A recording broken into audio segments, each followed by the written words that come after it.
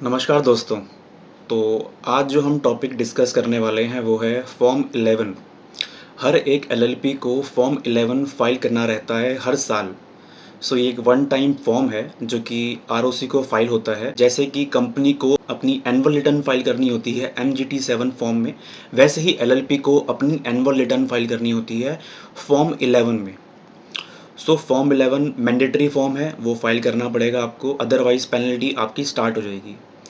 इसको जो फाइल करने की लास्ट डेट है वो है आपकी 30 मई।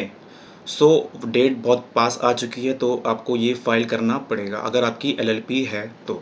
आज हम यही डिस्कस करने वाले हैं कि आप कैसे इस फॉर्म 11 को फाइल करेंगे। प्रैक्टिकली आज हम देखेंगे। ये फॉर्म फाइल करने के लिए आपको लॉगिन करना पड़ेगा। बेसिकली पहले आपको अपना अकाउंट क्रिएट करना पड़ेगा एमसीए V3 पोर्टल पे। एमसीए में दो पोर्टल हैं, एमसीए V3 पोर्टल और एमसीए V2 पोर्टल। तो ये फॉर्म जो है वो शिफ्ट हो गया है V2 पोर्टल से V3 पोर्टल पे। तो अभी जो आप इंटरफेस देख रहे हो that is V3 portal of MCA. यहाँ पे जाके आपको अपना रजिस्ट्रेशन करना पड़ेगा बिजनेस यूज़र के अंदर। मेरा अकाउंट ऑलरेडी बिजनेस यूज़र के अंदर रजिस्टर्ड है, तो मैं उसको लॉगिन करके जो भी एलएलपी होगी उसकी फाइलिंग कर सकता हूँ। मेरा ये अकाउंट है, मैं इसको यहाँ से जस्ट लॉगिन करूँगा। ये लॉगिन हो गया है, तो आपको यहाँ जाने के बाद एमसीए सर्विसेज पे जाना है। देन यहाँ पे एलएलपी ई फाइलिंग आएगा, आपको फॉर्म 11 फाइल करना है, तो फॉर्म 11 आप यहाँ पे सर्च करेंगे। ये आ रहा है फॉर्म 11, तो यहाँ पे आप क्लिक कर देंगे इसको। अब यहाँ पे क्लिक करने के बाद ये पूरा फॉर्म खुल जाएगा। ये वेब बेस्ड फॉर्म है, तो ये वेब बेस्ड फॉर्म आपको ऑनलाइन ही फिल करना होगा। सबसे पहले आप एलएलपीएन डालेंगे उस एलएलपी का जिसका आप फाइलिंग कर रहे हैं। एलएलपीएन डालते ही आपका जो कुछ इन्फॉर्मेशन है वो प्रीफिल हो जाएगी, कौन सी एलएलपी है उसके बारे में। उसके बाद आप फिल करेंगे किस फाइनेंशियल ईयर के लिए आप इसको फाइल कर रहे हैं। अगर मैं यहाँ डालता हूँ कि मेरा जो फाइनेंशियल ईयर है वो है 24-25, तो मैं डालूँगा 1/4 से लेकर 1/4/24 से लेकर 31/3/25 तक।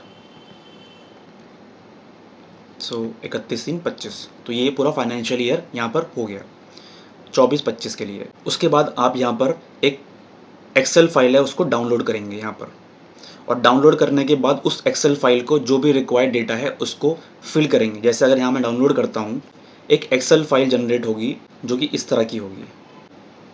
अब ये एक्सेल फाइल जो है ये ओपन हो गई है। उसी एक्सेल फाइल को आपको एडिट करना है। ये जो एक्सेल फाइल है इसको मैं सेव कर दूंगा, ये सेव्ड है यहाँ पर। इसी एक्सेल फाइल को मैं वहाँ अपलोड करूँगा, इस एक्सेल फाइल को मैं अपलोड कर दूँगा, तो ये अपलोड हो गई है। यहाँ ओके करेंगे। जो आपकी एलएलपी है जिसके लिए आप ये फॉर्म फाइल कर रहे हैं, ये आप मेक श्योर करना कि वो एलएलपी का टर्नओवर 5 करोड़ से एक्सीड कर रहा है या नहीं कर रहा है, क्योंकि यहाँ आपको यस और नो में सिलेक्ट करना पड़ता है। तो अगर आपने यस किया तो आगे फॉर्म डिफरेंटली खुलेगा, अगर आपने नो किया तो फॉर्म डिफरेंटली खुलेगा। मेरे केस में 5 करोड़ से ये एक्सीड नहीं कर रहा है टर्नओवर, तो मैंने नो किया। नो करके इसको देन सेव करेंगे। डेटा सेव हो गया, देन नेक्स्ट करेंगे। अब यहाँ पर कोई भी अगर आपको अटैचमेंट लगानी है, कोई भी ऑप्शनल अटैचमेंट, कोई आपको डिक्लेरेशन देनी है, तो वहाँ पर आप अटैच कर सकते हैं। हमको रिक्वायर्ड नहीं है कोई भी इन्फॉर्मेशन देने की, तो हम कोई भी अटैचमेंट नहीं लगा रहे हैं इसके अंदर। फिर यहाँ पर आपको कुछ डिक्लेरेशंस है वो आपको चेक करनी है। यहाँ पर आप टिक कर देंगे, चेक कर देंगे इनको। किसी भी पार्टनर का आप यहाँ पर नेम डालेंगे, उनकी यहाँ पर डेजिग्नेशन डालेंगे, उसके बाद यहाँ पर उनका डिन डालेंगे। वैसे ही उसके अलावा भी एक और पार्टनर है जिनका आप डिन डालोगे यहाँ पर। मतलब ऑल इन ऑल इसका मतलब क्या है, आपको दो डिफरेंट पार्टनर्स का आपको यहाँ पर डीएससी लगाना पड़ेगा इस फॉर्म के अंदर। दो पार्टनर की इन्फॉर्मेशन देनी होगी। कभी कभार क्या होता है, एनुअल रिटर्न के अंदर लोग सेम पार्टनर का ही 2 बार इन्फॉर्मेशन फिल कर देते हैं। यहाँ भी डाल देते हैं सेम पार्टनर की इन्फॉर्मेशन, और यहाँ भी डाल देते हैं सेम पार्टनर की इन्फॉर्मेशन, और दोनों जगह सेम पर्सन की ही डीएससी मार देते हैं। तो this is totally wrong. Scrutiny होगी तो ये चीज़ पकड़ी जाएगी और पेनल्टी लग सकती है एलएलपी के अंदर। ये कभी नहीं करना आपको। उसके बाद आपको ये फॉर्म सेव करना है, देन नेक्स्ट करना है। इसके बाद लास्ट में आपको फॉर्म सबमिट कर देना है। जब आप फॉर्म सबमिट कर देंगे उसके बाद आपको फॉर्म डैशबोर्ड में जाकर डाउनलोड करना है, और डाउनलोड करने के बाद फॉर्म इस तरह खुल जाएगा आपके पास। फॉर्म ओपन करने के बाद आपको लास्ट में जाना है और उस फॉर्म के अंदर जिन 2 पर्सन के आपने इन्फॉर्मेशन डाली है उनके डीएससी लगाने हैं। जैसे यहाँ पर 2 पर्सन की इन्फॉर्मेशन आ रही है, यहाँ दोनों जगह में आपको डीएससी मारना है। जैसे ही आप डीएससी लगा देंगे उसके बाद आप फिर से डैशबोर्ड में जाएंगे, MCA V3 पोर्टल के अपलोड पे क्लिक करेंगे यहाँ पर, और यहाँ पे जाके आपको चूज़ फाइल करके वही फॉर्म आपको अपलोड कर देना है।